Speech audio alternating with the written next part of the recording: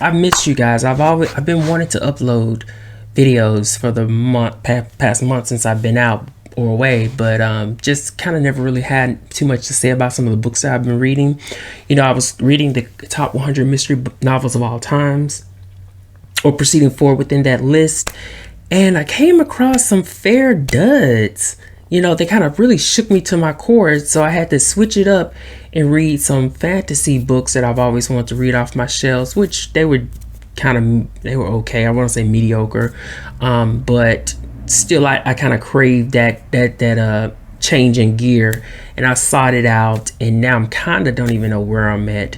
But when we're looking at the top 100 mystery novels of all times, I once again, for the third time in my life, my reading journey, tried to read The Circular Staircase by Mary Reinhardt, Roberts Reinhardt.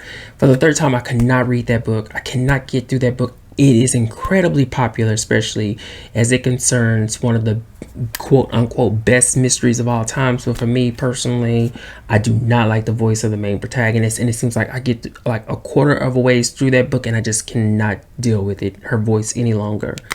There's a lot of context behind why in terms of her voice, which I'm not going to get into here.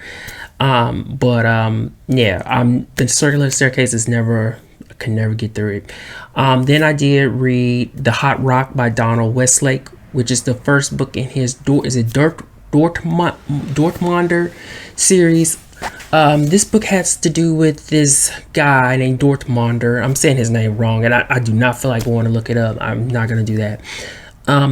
Which is a testament to my enthusiasm to even, want to. But he just gets released from prison. Then he's hired by this guy, this African millionaire or wealthy man, to steal this precious emerald diamond or whatnot, a jewel from a museum. And it's a heist novel. It's a heist caper mystery, and Dortmunder, he ends up employing or gathering some of his friends who all have a specific specialty when it comes to pulling off an heist or a caper, and they all work in conjunction with one another. But each time they retrieve the diamond, they lose it. They have to go after it again. It's the same thing, same pattern, rotating around, same cycle, before they eventually, capture for the final time. And there's some stuff that goes on in there. Honestly, when I finished reading that book, I was like, why is this on the top 100 mystery book novels of all time? It's like, what is this? It was so loose on detail that there was this sense that although I did not want to read the book, I was like, there's not enough details. There's not enough. It just didn't have that pizzazz that kept me going. I think it's because maybe I'm not into caper novels, and maybe it's because I just didn't find it as funny as it intended to be.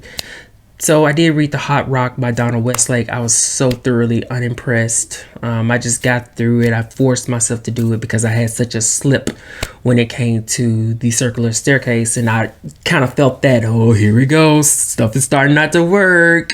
So let's make something work here. Come upon me, and yeah, so I'm not interested in reading Bank Shot, but maybe if I happen to come across it, which is also on the top 100 mystery novels list. Further in that list, I did get probably maybe about 75% of a ways reading John Grisham's The Firm before I switched it up into audiobook form, because I just was like, I didn't really, the gravitas for that just wasn't completely there.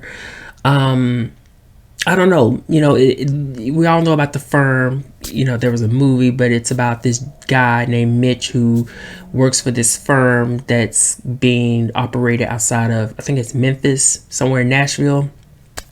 And the firm, they usually have their cases surrounding taxations, and of course there's like this huge white collar crime going on, but it goes deeper than that. And when I really got to the point where the author revealed what was actually behind the firm, or the force or the criminal organization that was behind the firm, I was kind of like, it was underwhelming. It was underwhelming for me.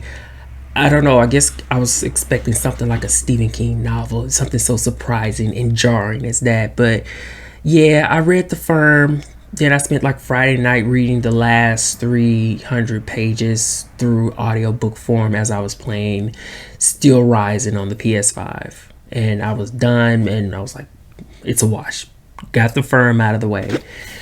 So that is where I left off. I do have a copy of some of the other books on the top 100 mystery novels of all times. But I don't know. The next one I have on the list is something I don't know. Actually, honestly, I don't know. I don't know right now. I'm just going with the flow right now of other things, and we'll pick back up on that list some other time. And I'm okay with that because I got so many of those books bought and just, I would say inside of the chamber, ready to be shot whenever I insist or I'm ready to do so. So they'll be there. So the top 100 mystery novel reading of all times. That's my update. Yeah, really not really enthusiastic. It's been slow. It's been slow. So that's just it. But when it comes to John Grisham, I do have a copy. Actually, I just got this of The Client. This kind of seems much more interesting to me than The Firm eventually became out to be. So thank y'all for tuning in, and we'll see you next time, and I'll share with you what I am actually currently reading.